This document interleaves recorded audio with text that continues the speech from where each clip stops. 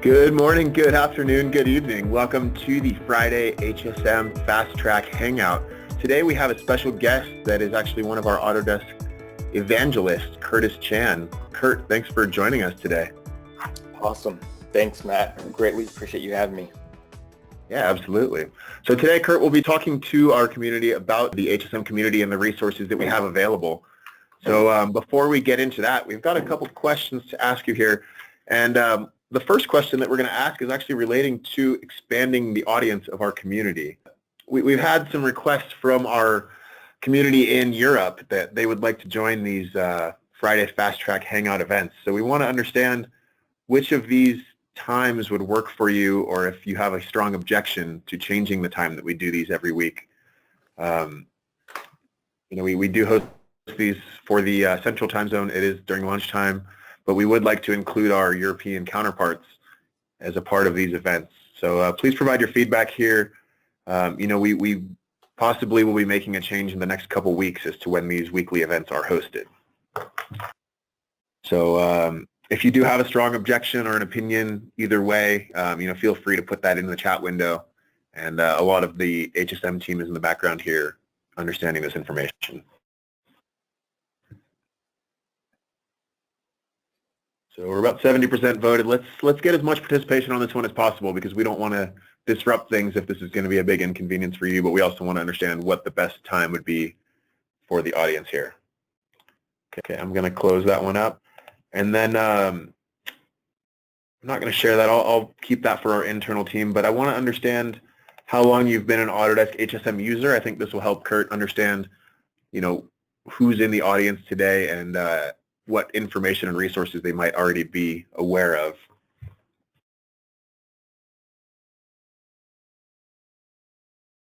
So for those of you that don't know, the level 70 on the bottom here, Rob Lockwood, Lawrence, these are some of our power users that have been using HSM since the beginning. And, they're the ones that are helping the community on the HSM forums, answering questions, and also presenting on these webinars. I'm seeing a couple of 70s that better answer this week. Lawrence is on the call. He actually made a comment that he's in Netherlands and an hour later might work for him.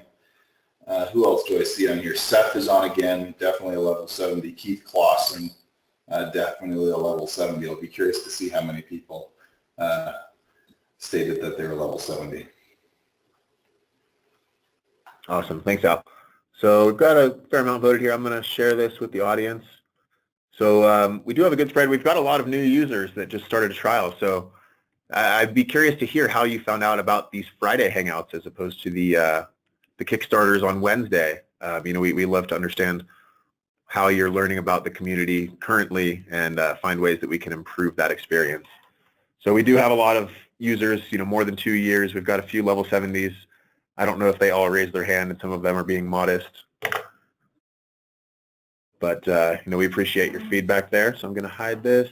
And the last question that we ask before I hand it over to Curt, what is most likely to drive your growth? And we bring this up every week because we feel like this is a very important aspect of this community. We want your feedback into what you need to be more successful with your business. So we've got the development team, we've got the application engineers on the line, and this really helps them understand what's needed from our community.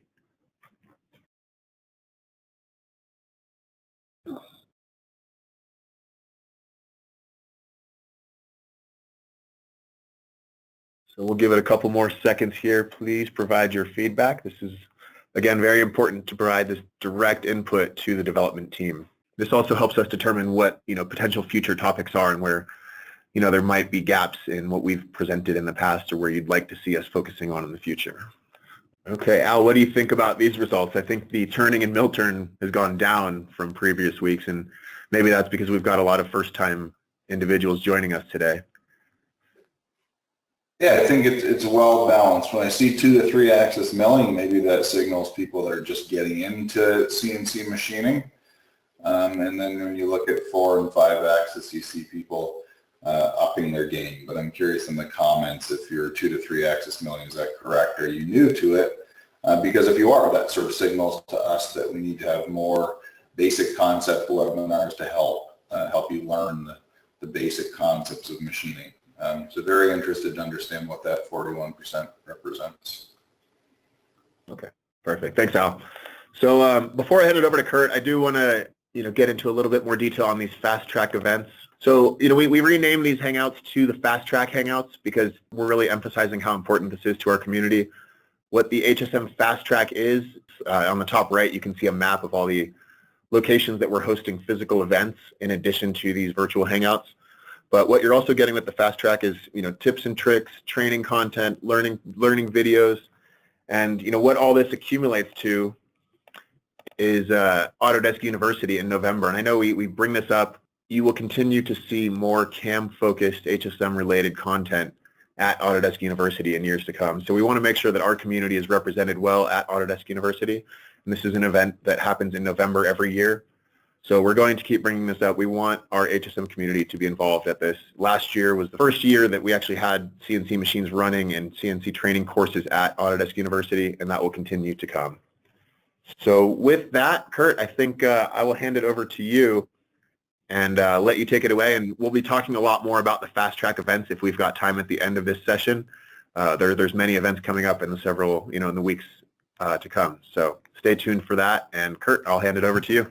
Awesome. Thanks, Matt. Well, thank you again. Guys, a lot of us dive within the community, and when Wayne asked me to talk about a topic for one of these Hangouts, it's I can bring out all my greatest hits, right? So all the videos that I work with Al and Lars on YouTube, and we have a lot of experts out there that know a lot about HSM.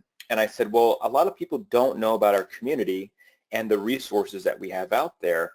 So I told Wayne this would be a great topic just to re-educate people on what we're doing, where we're going in the community, as well as when we talk about community, it's not just about us at Autodesk, right? Because we have our own community, but it's outside of us, which is you guys, the people. And you guys make our community up, because that's who we talk about most of the time on how we need to improve our products. And it's all for you guys. So, I'm honored to have Phil on the line. Unfortunately, Amish wasn't able to make it due to a family emergency, but our prayers for him and his family, and I'm sure we'll have him on some other time. But, Phil has a lot to share with you guys today, and we're going to talk a little bit more in depth in a second. Just to give you guys a high-level idea of what I'm going to cover before I have Phil jump in is, I want to share with you some of the resources that we have. You may know, you may not know, as well as what's to come in the CAM community. When we talk about the CAM community, it's not only the self-awareness we've done, but the awareness outside of us. And when we think about the awareness outside of us, it comes down to now not only our competition, but even to some of our partners and even the vendors that you guys might use, right? From work holding vendors like Kurt Weiss, Orange Weiss, Fifth Axis, to even tooling, Lakeshore Carbide, Mari Tool, and so forth. So it's great to see our vendors are starting to realize, wow, there's a lot going on within the Autodesk community. And then I briefly want to touch on the Fusion Cam Challenge. I know we've had some great participation. There's a lot of great news to come on the next one. Phil did some fantastic work on the last one, definitely placed in that top 4. And then you're going to hear from Phil himself. So diving right in, talking about our HSM resources. And people don't give enough kudos to the people behind the scenes. You hear from Al, you hear from myself, you hear from Matt, the AE team, but really all that content, when you go and dig through our help section, Mike Matera has done a fantastic job of writing content. And yes, we all understand sometimes it's a little tough to navigate to. Of course, we're enhancing that experience. But if you are not aware of all of the new help content that we've actually created within product, go to this link, do a little print screen at the very top, the Autodesk/F360 CAM. Mike, he's a veteran. He's 25 years of using other CAM products out there, and he's a teacher by trade. So I've learned a lot from just these in-context lessons that he's created within Fusion. So definitely take a look at this stuff. And, from the beginners that we saw, Matt, as you said on here, we had about, I think, 29% of new people on here. This is just a great start. We're not trying to push you towards the help content, but it's well written, and being very, very honest about it. The next thing, too, on our team, if you guys haven't heard her or seen her partner up with Tim, on Instagram, or send some of the webinars they've done. Marty has killed it on doing some great video content. Now, everybody learns through video content too. There's so many different ways to get educated on products. We have this onboarding process or onboarding content that more than happy to share with you guys, so you guys can walk through, and you, the user, from the level 70 people, give us some feedback. You know, a lot of this content we created, and we want your feedback to see if it's really hitting home to educate you guys on being successful with our products. So big round of applause to Marty for the content she's created, and our adoption team, as we call it. And then lastly, you can't forget about the man himself, Wayne. He's done a fantastic job on all these webinars.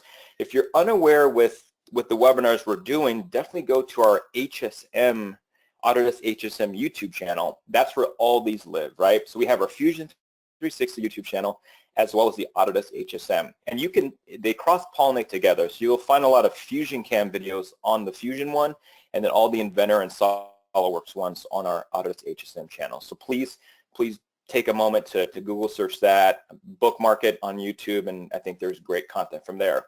And then I know I've talked about 4 different types of learning content and where to go. So instead of you guys taking notes and print screen and everything, we created this beautiful one-page PDF. And you can take it, we'll upload it within the GoToWebinar so you guys can have it at the very end. And there's hot links to everything, right? You know, we created this CNC handbook. They'll hot link straight to that, to our CAM forum, where I see a lot of you guys active on, as well as, you know, you can schedule time with one of us. You know, look at our calendars, see what's going on, and here to help you out with all of our social media channels and so forth. So to make your life easy.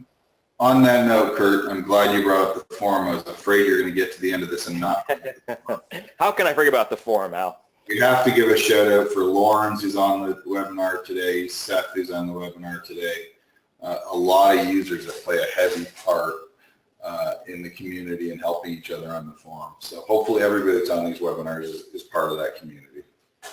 Awesome. No, great point. No, you know, it all comes down, and that's kind of the grand finale of the resources, right? It's the forums, and it's not, you know, we're not getting an automated response here. I think a lot of people that have posted to the forums, you're hearing from the people that Al just mentioned, as well as our internal people from sales and the AEs, to even our development from Renee and Mark. So you're getting a wider range of people giving you responses of just what they've gone through at working with the product, and documenting things that we need to change, make better, and we're always here to hear the constructive criticism as well as the praises of the product. So thank you for the people that do participate. And if you don't, just use your login for Fusion and your ID for Autodesk 360. That will get you in, and you can go ahead and start doing what you do. The next phase is talking about our HSM community. You know, you guys got educated on the resources, but what's really going on in the community? You know, just to let you guys know, if you're not following a lot of the internal Autodesk people, I've shared just a couple of the names that came to mind that are actually active on Instagram. And the reason why I'm, you know, emphasizing Instagram today, I think we all can agree that machinists love to show off what they make, and Instagram has done a fantastic job around that. You know, we do have a Facebook account. Jeff JJ, our marketing manager, manages our Autodesk HSM Instagram account as well as our Facebook account. So, you know, big props to Jeff for doing all that fantastic work and you know, retweeting, resharing all the images you guys do with our products. So definitely, you know, if you're on Instagram now, feel free to @ one of us. But I think people forget who's who and who works on what product. But these are all the internal people. We have even more that we can add, and more than happy to introduce you. When we talk about Instagram too, I really want to show you guys some of the things. You look at our hashtags that are out there, anything from Instant Machinist to Fusion 360 to Autodesk HSM. There are so many different hashtags we can share, but you know, what amazes me is not only are we not hearing from you guys, the community, but we're hearing from people in education, right?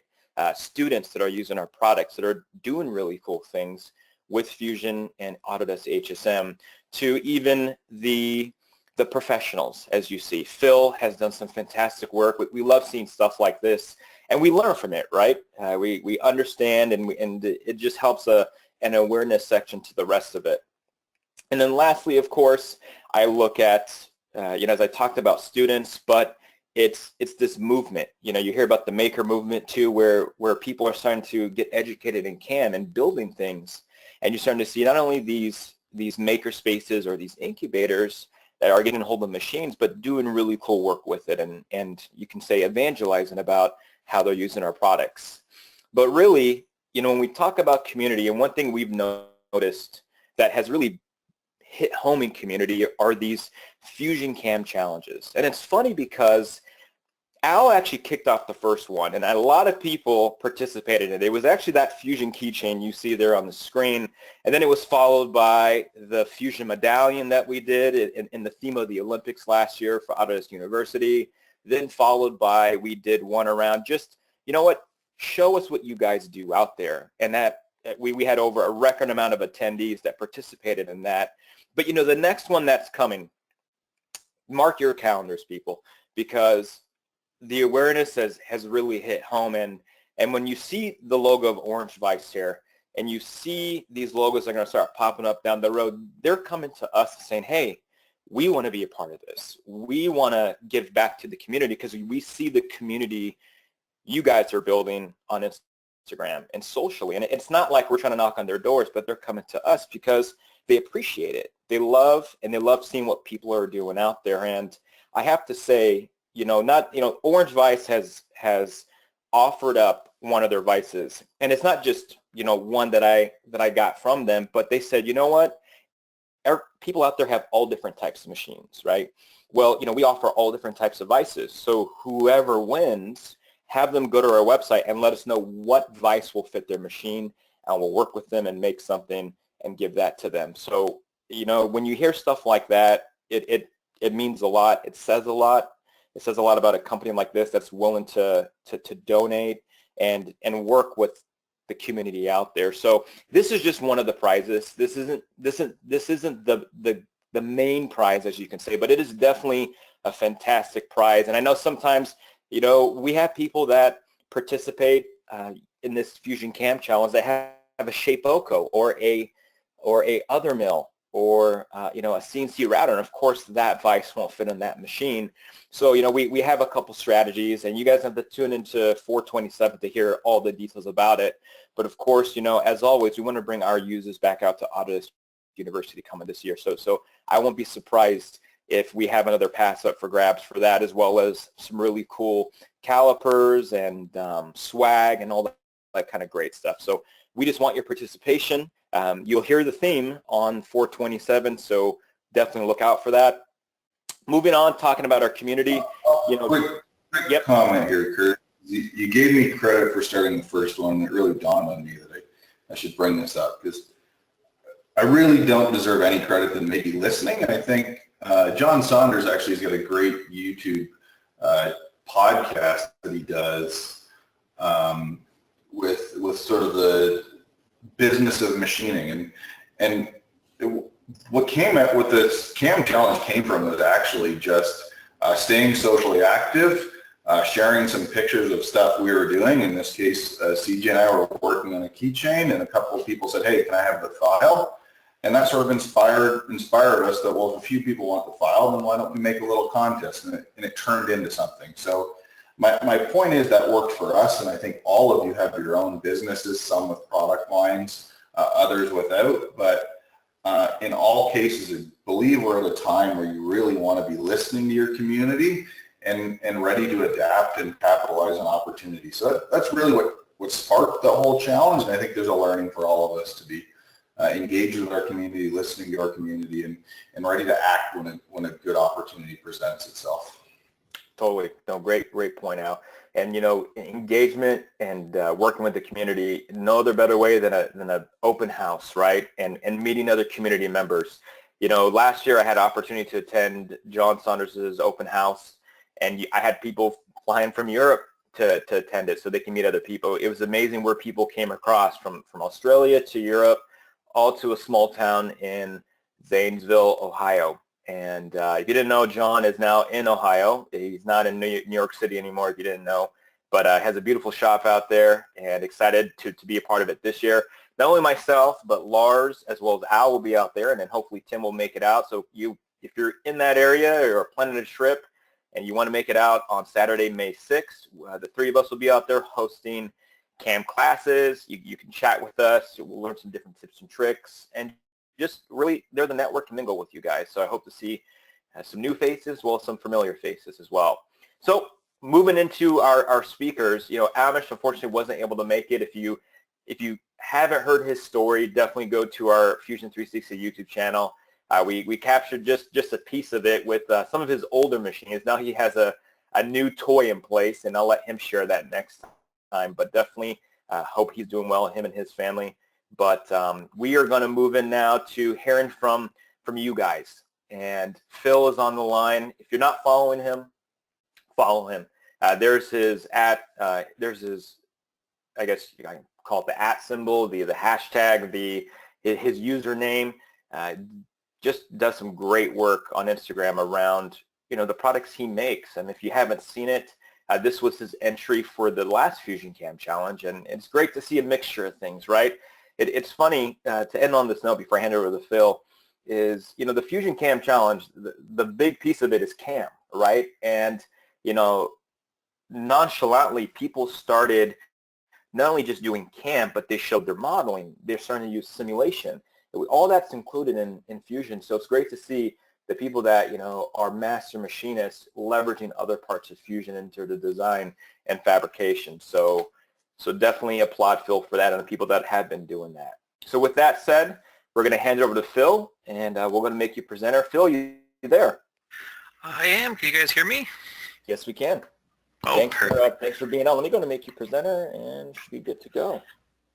So while we're making presents, some of you may have joined us for live streams in the past. I've been happily surprised by a couple of live streams Phil and his partner do over Instagram. So another bonus reason for why to follow Phil on Instagram. I also like all the attention, so please follow.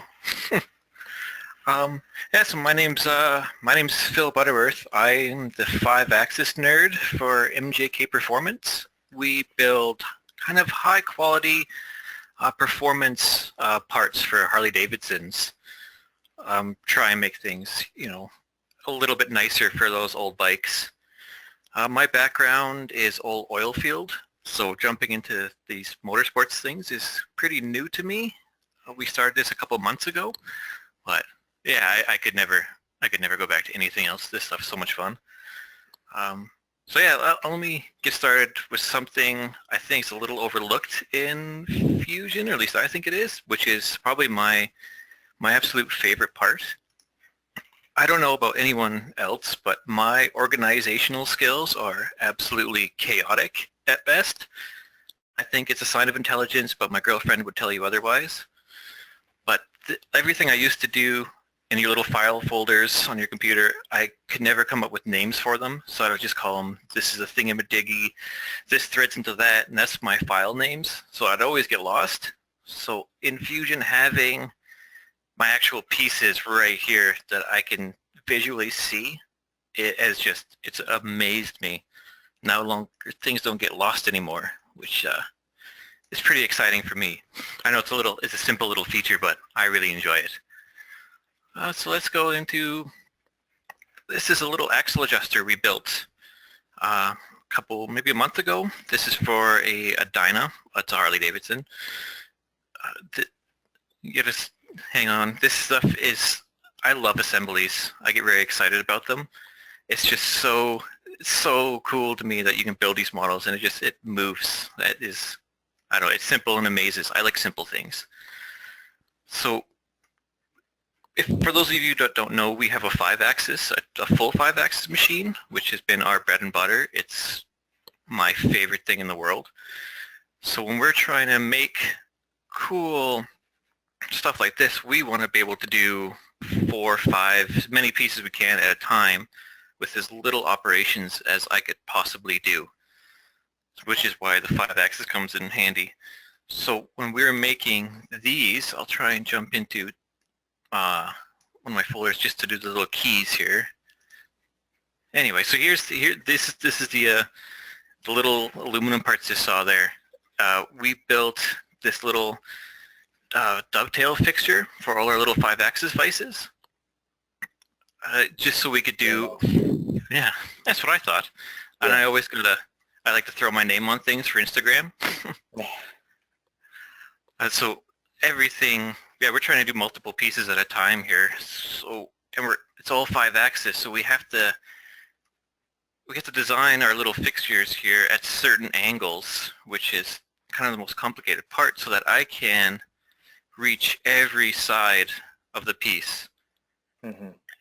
Which I'll show you when we do. I'll show you the pedals we made. It's trying to reach all 5 sides or 4 sides, yeah, 5 sides at a time on multiple pieces is a little tricky. So this is another thing. This is why I love assemblies and Fusion, is I can build our little fixture. I can just import all the 5-axis vices right from their little cam samples, so I don't have to do any extra modeling. I just assemble them right in here. I put my pieces in, and then I even can model up all the stock. I just have them transparent here.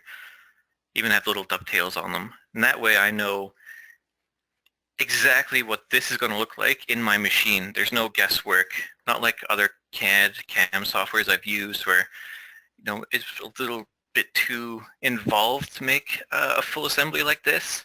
So I would just make one piece and kind of hope for the best when I was running things. But now I have everything right here. It's so cool. I know exactly where my machine's going to go. I know I'm not going to hit anything. And I'll try and come to some CAM things. Yeah, no, nice. You know, Phil, quick question. You know, what's the as you're going through this side, what's the amount of quantity you make for, like, so for this object where you're making a batch of like just like 20, 1,000, 10,000? I'm sure that all accounts to your machining strategies too. Yeah, we started off doing probably 10 to 20 pieces at a time, and we thought that was a lot, and that was only a couple of months ago. But now with our just little businesses kind of exploded. Now we're trying to do hundreds at a time just to keep up. So that's kind of why we went to doing multiple pieces at a time. We used to make these one at a time, and it would take maybe 10 minutes a piece, and you do 20 and think, oh, awesome, we're ahead of the game. And then the next day they're all gone. You're, oh no. So that's why we started building fixtures like this. Let's try and do minimum of 4 pieces at a time. It's what we're trying to do in all 5 axes. So this will, I don't know if you guys can see, yeah. It's trying to get our tools into little spaces and not hit the top. We've actually had to take coolant nozzles off of our machines just so we could clear stock. Oh wow, okay. So things can get a little tight, and as you can see, we're going everywhere with these. So yeah, I love Fusion for this kind of stuff. It's so definitely something to reiterate.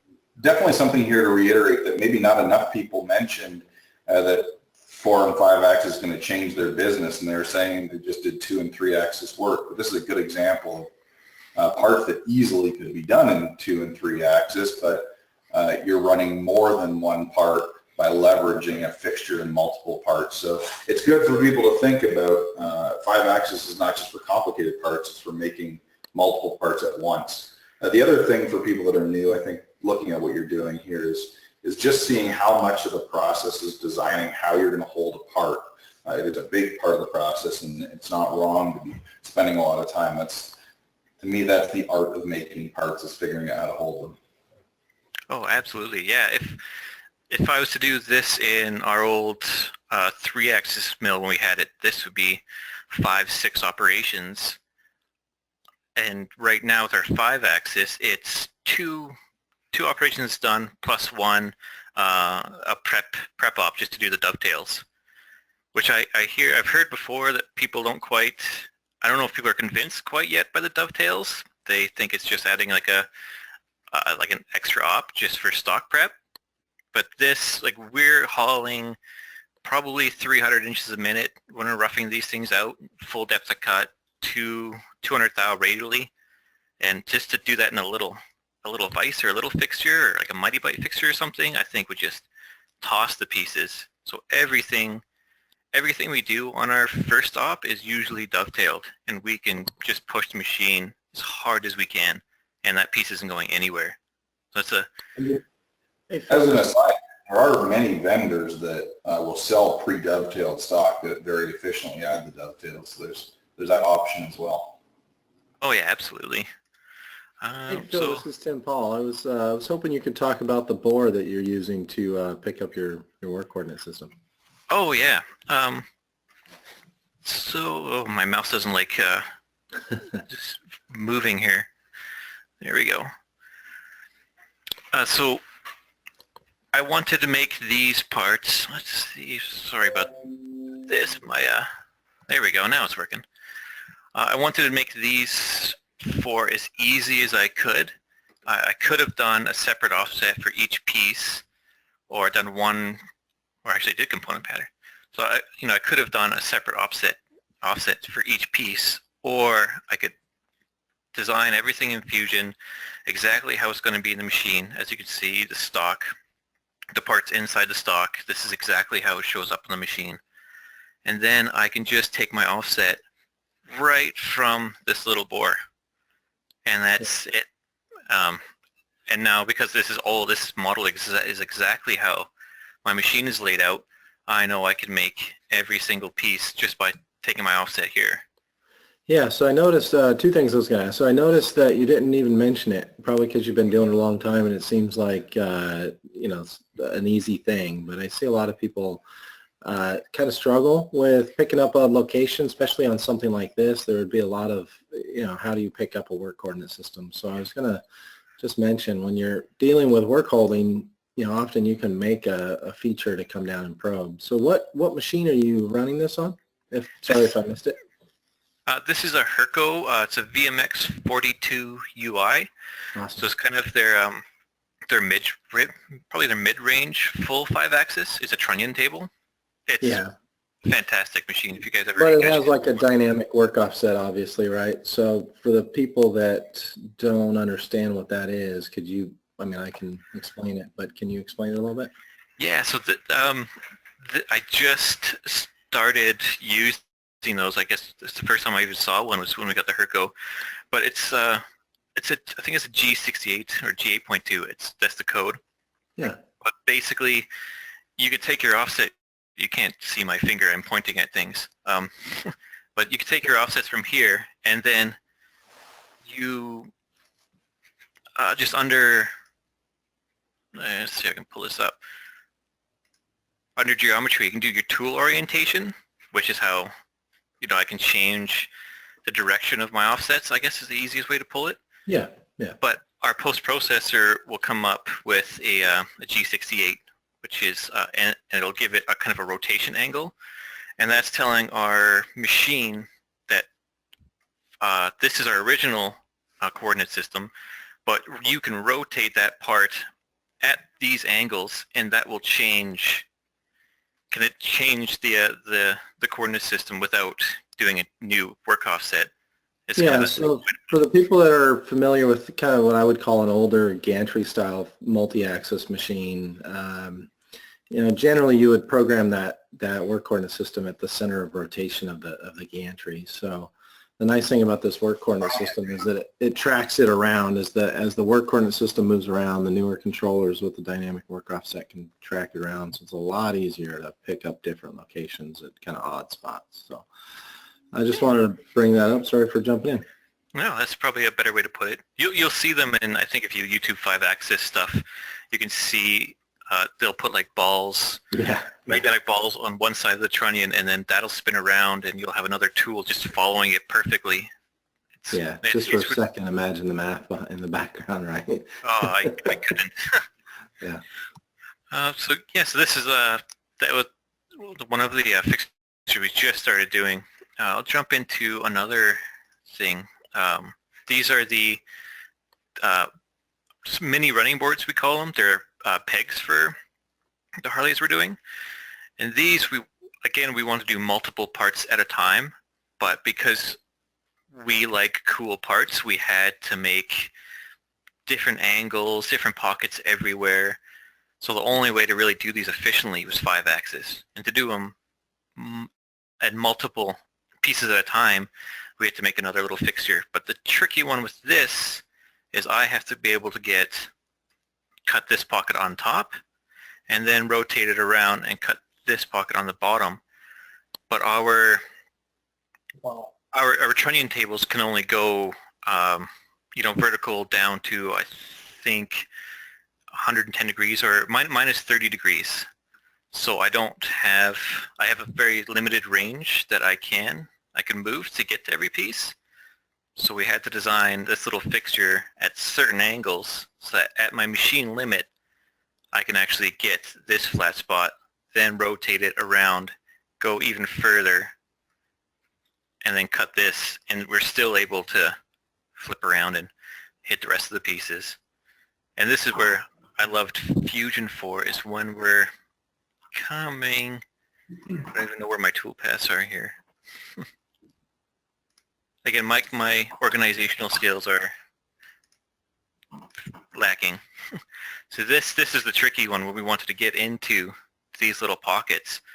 We don't have a lot of room, and we got these two pegs sticking up. That's a little tricky. So with Fusion allowing me to build my exact tool holder, I can simulate it and have it in there so I know. I can even show, yeah, I can see that this tool is going to come down. It's going to go right into the pocket, and I'm not going to hit anything. And that gives me the confidence just to put the program on my machine and pretty much just press go, knowing that my work offsets are fine, and I'm not going to actually run into anything, which is always the big thing when you're running 5-axis. So many things are moving at once. It can be a little overwhelming, but it's a nice little, really nice little feature. I was looking at the pocket you were doing, and then so you created your own custom tool as well as the holder. What holders are you typically using? A Mari tool or? No, we're doing pretty much all shrink fit is what we're doing. Oh, okay. These are just Ericsson ones. We actually Command Tool, not to drop names, but they sent us one for us to try, and it's been pretty fantastic. We're slowly in the process as one of our side projects to make a little more affordable shrink fit system, like a little heater. So that's kind of on our back burner. So that's pretty much why we use shrink fit everything. Plus we get the tool length and the rigidity for all the 5-axis work. Oh, nice. Yeah, I've shrink fit's the only way to go, in my opinion, these days, except for the price. No, totally. So in regards to, I know Tim, I think Tim's still jumping back on too, but so in regards to the pedals here, are you getting just people coming to you guys and saying, hey, make me this, because we've seen what you guys have been doing in the past, or how's all this business starting to flow in? Is it, because you guys killed it on Instagram. That is our entire business model, is pretty much Instagram. Really? We'll come up with ideas that we like. I think that's the best way for products, is make something you like and you're passionate about, and then people kind of follow. Don't try and chase the sale. Let them come to you, is what I was always told. So what we do is I'll make a small batch of these, or with these pedals, we actually just did a rendering, which is on our Instagram, and then all we do is put it on Instagram, and we say, hey, what do you guys think of this? And then we'll get 500 likes or something, and people will message us at all times of the night asking when these parts are done, and we go, oh, okay, I guess we should actually make these. But Instagram is like another job, I feel like, right? You're starting to feel it too. Oh yeah, you're down there a couple hours a day. You're doing all our research is done there, kind of seeing where the market's headed and all the fun. I could say our marketing budget we started in December. Our marketing budget since December has probably been $10. I think we printed some posters for a show we're doing. Everything else is we make a part, put it on Instagram, and it's sold. Oh my gosh. So this is back to the comment early in the webinar that really what in business today, the trick is to stay engaged with your audience and listen to them, put ideas out and be responsive. In many ways, Instagram is just another way of connecting. You don't have to get in your car and drive to make relationships, you can make them over social media now, but it's important to have a dialogue. Absolutely, yeah. The social media aspect is it's huge. It's kind of, your customers aren't just far away customers buying your parts. They become friends really quickly. They have little questions. They message you. You can write them back with answers, and you just make this connection. So it's not so cold, I guess, as it used to be. That's just going online, finding something you like, and buying it. Now you actually have almost a physical connection with the person making the piece as well as the person you're buying it from. So it feels a lot nicer from even our point of view and from a consumer's point of view. Yep, it's a relationship. It's funny now. I was just at the machining show up in Portland with Angelo, and we had people coming up to us saying, "Hey, how you doing?" And I'm like, "I have no clue who this guy is." He's like, "Oh, I follow you on Instagram," and it's like, "Oh, great." And now we're thinking, even last year at a lot of our events, we need to, or even at IMTS next time, everybody needs to have a little Instagram sticker on their badge and have their handle there. So when you see them, because everyone posts these pictures not of themselves but of what they do. It's just kind of funny how now people know your work but not your face. Anyhow. It's always been. I've never been in the public eye. I like to be kind of behind the scenes, and yet right now I get recognized in the street as being Dr. Phil, as they kind of call me in on Instagram. It's like, "Oh, Dr. Phil, we love your parts." And I'm like, "I have no idea who you are, but thank you." Yes. Great. No, go ahead. I'm sorry. I mean, as we're talking about this, and this webinar is really all about community, I think that adds sort of the reason for a lot of us. We share work on social media, but it's important to throw a couple little personal breadcrumbs out there so that when you do get together, there is a bit more of a connection. And like Curt, you said, you have no idea who somebody is. Well, it's helpful to every once in a while have a picture of your face pop up on Instagram so that when you are together, it's not as awkward. Yeah. Okay, so let me see. I'll try. What's here? I don't even know the names of the pieces I've done. That's why I like all the pictures. Just to suffer through my slow computer here.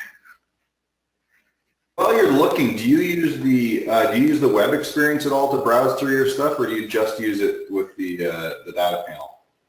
Just here, just through the data panel. I would highly recommend using the web experience. It's going to give you sort of more thumbnails all at once and a little more history of what you've changed recently. Good. I'll start looking into that.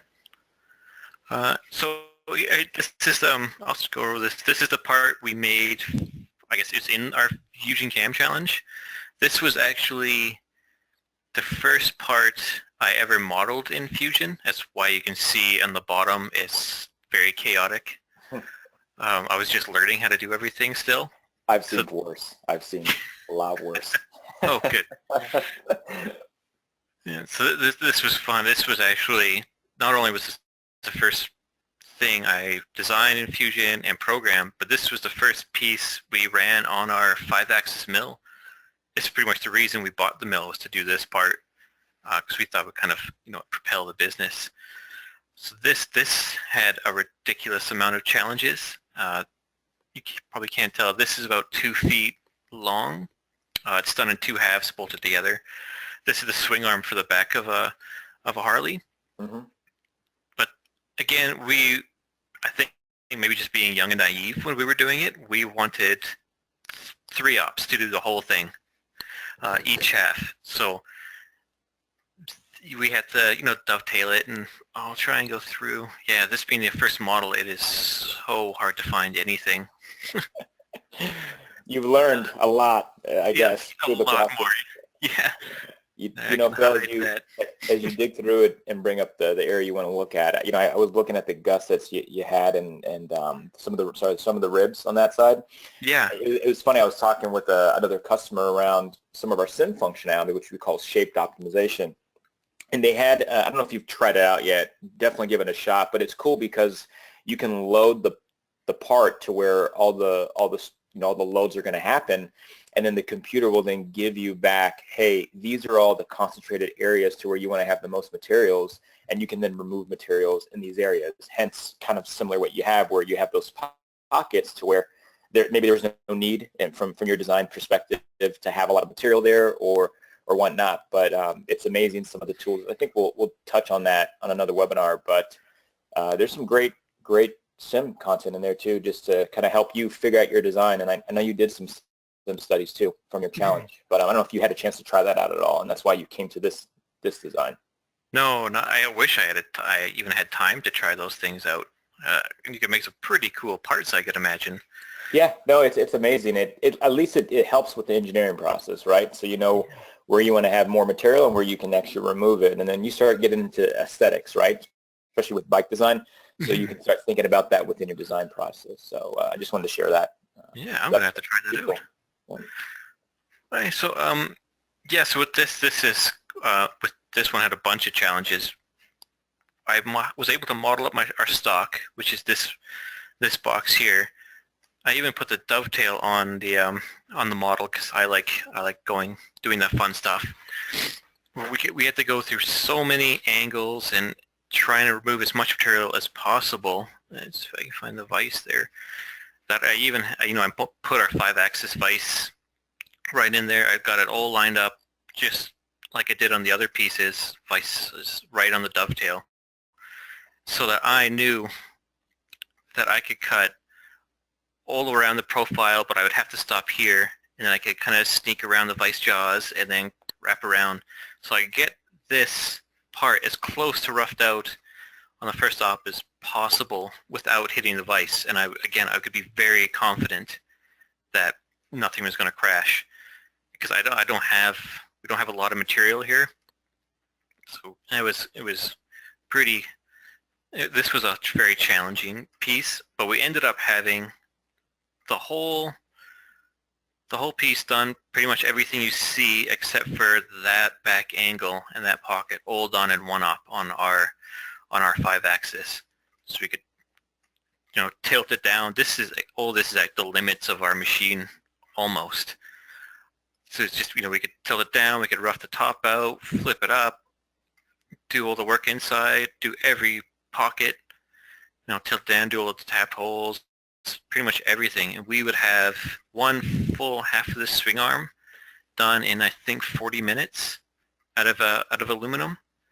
And yeah, I was pretty impressed. We had it roughed out in 20, which we were kind of giggling over. There was a lot of late nights on this piece.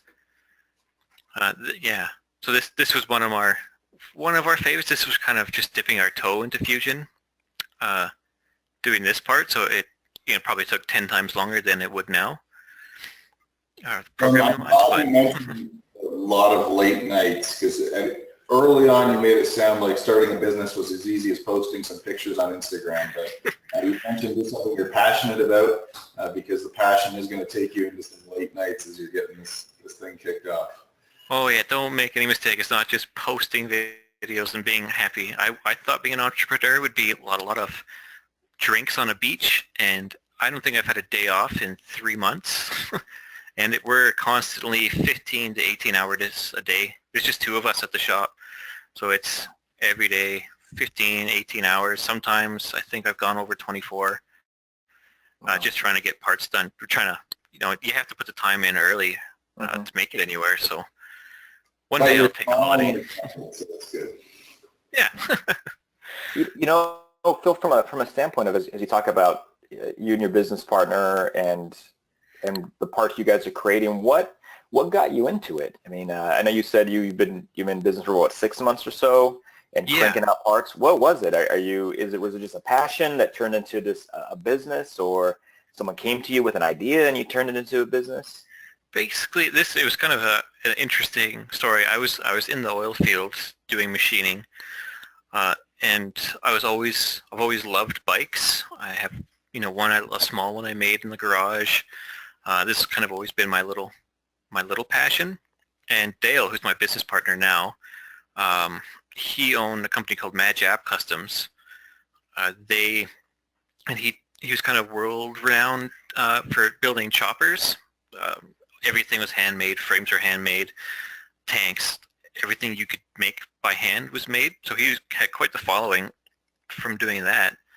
In the last March, he was building a bike, and he was trying to make just a little L bracket to hold some suspension.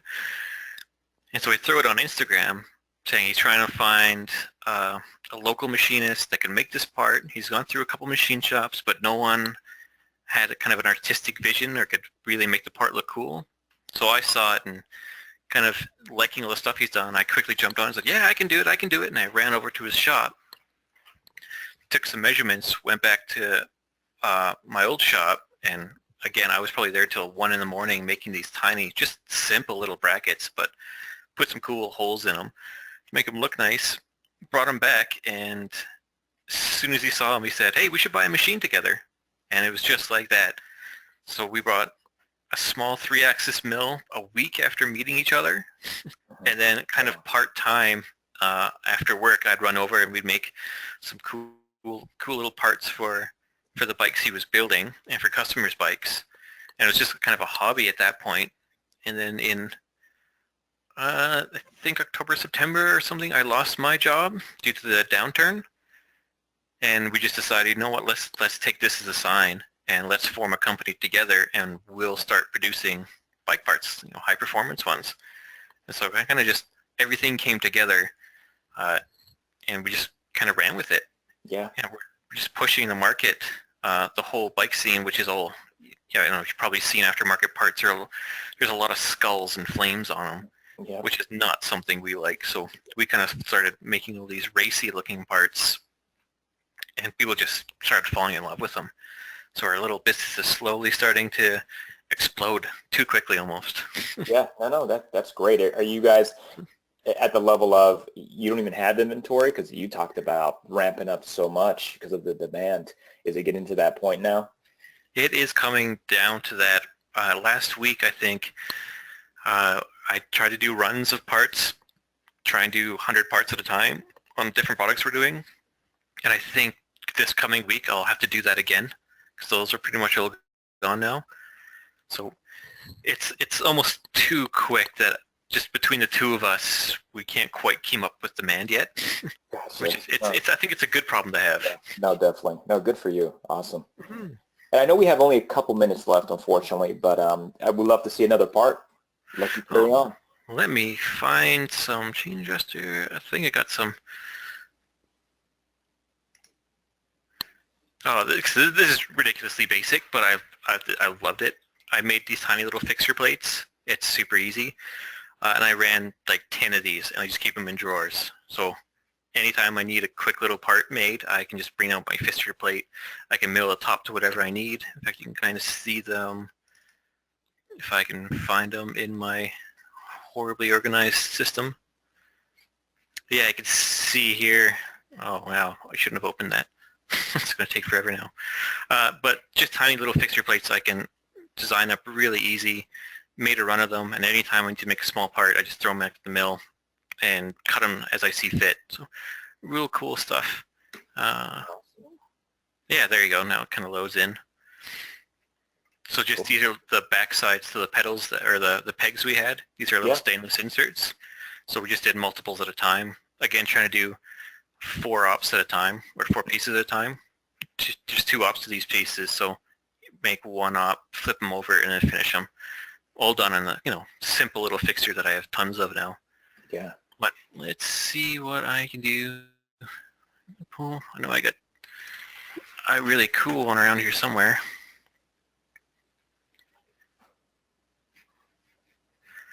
I think we have time for one more, and then we could always hand it back over to Matt. I know he wants to say a couple closing words. Here, I'll show you. Yeah, there you go. Yeah, this is part you've probably seen videos on Instagram. This is the biggest thing we can possibly do in our machine. This was just over 2 feet. Let's see if I can put the jig plate on there.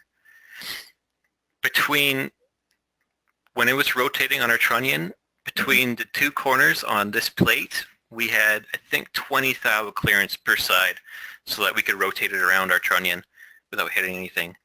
And this was all 5-axis. This whole thing was done with the multi-axis contour, which has easily become like my absolute favorite tool path.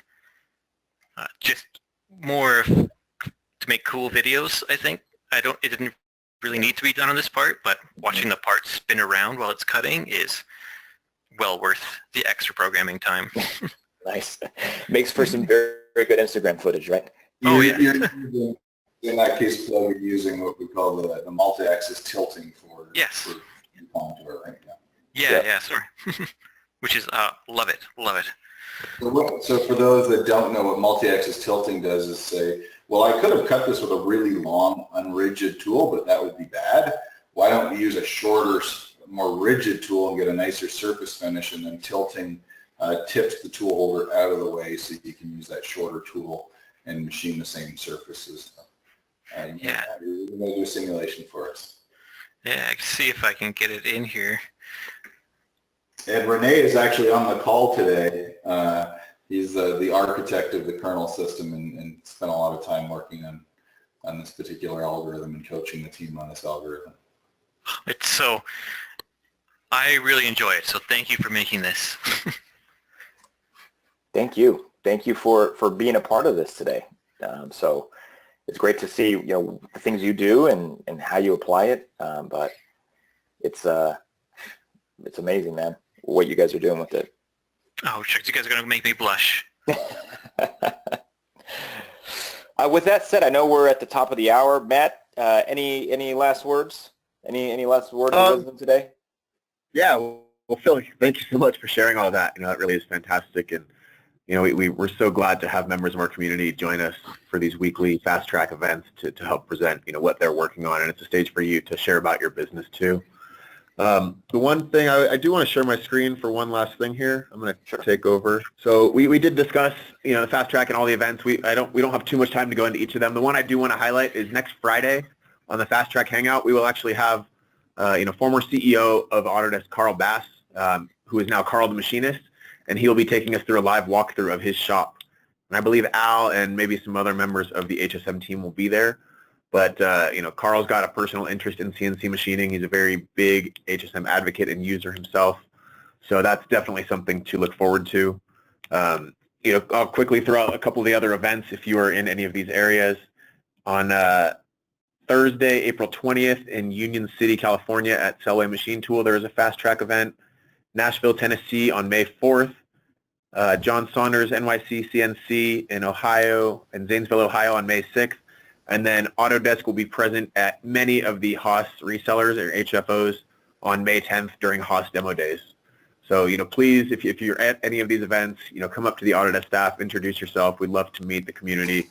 And, with that said, thank you everyone for joining. Thanks, Curt. Thanks, Phil. We appreciate everyone's feedback in the background, Al and Tim as well. And we look forward to showing Carl Bass's shop next week to you all. Awesome. Thanks again, Matt. Hey, Phil, thank you again for sharing the parts. Guys, once again, I know you guys instant messaged me on Instagram, and there's plenty of swag to go around, plenty of banners. I've just been on the road, so give me some time, and they're going out slowly but surely. Phil, as always, thank you. Greatly appreciate it. Love it. And look forward to the recording on our YouTube channel. And don't hesitate to reach out. Thanks again, guys. Yep. Thank you, everyone. Have a wonderful weekend.